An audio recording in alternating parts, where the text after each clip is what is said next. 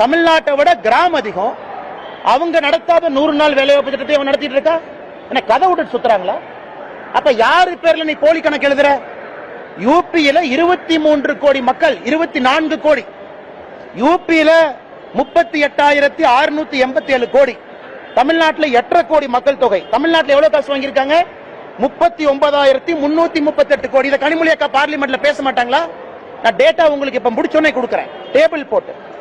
அது மட்டும் இல்லைங்கன்னா, தமிழ்நாட்டுக்கு கொடுத்திருக்கக்கூடிய 100 நாள் வேலைவாய்ப்பு திட்டத்தினுடைய நிதி என்பது மகாராஷ்டிரா, தெலங்கானா, சத்தீஸ்கர் 3 மாநிலத்தை சேர்த்துனாலும் தமிழ்நாட்டினுடைய நிதியை விட குறைவா வாங்கியிருக்கிறாங்க. என்ன நியாயம் இது?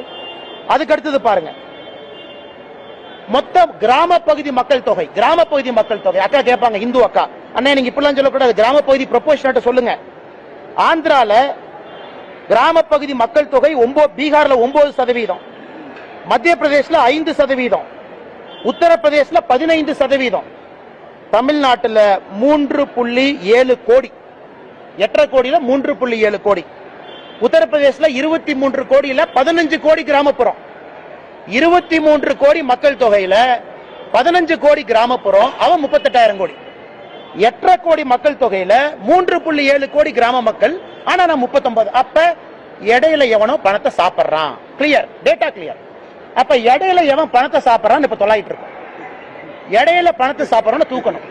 இந்த போலி கணக்கு, வராதவங்க பேர்ல கணக்கு, திமுக கூட்டத்துக்கு குரூப் குரூப்பா கூட்டிட்டு போய் கணக்கு, அதெல்லாம் 100 நாள் வேலை வாய்ப்பு திட்டம், பஸ்ல கூட்டிட்டு போறது, அதெல்லாம் மாட்டி டாஸ்மார்க் ஊழலை விட மிகப்பெரிய ஊழலாக தமிழ்நாட்டில் 100 நாள் வேலை வாய்ப்பு திட்டம் மிகப்பெரிய ஊழலா இருக்கும்.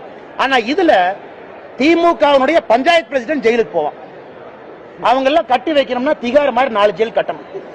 கோயம்புத்தூர் பஞ்சாயத்து பிரசிடென்ட்ல இதுல ஏறு, இந்த ராமநாதபுரத்துக்காரன்லாம் இதுல போ, இந்த பக்கமெல்லாம் இங்க போ, சென்னைக்காரன்லாம் இங்க வந்துரு.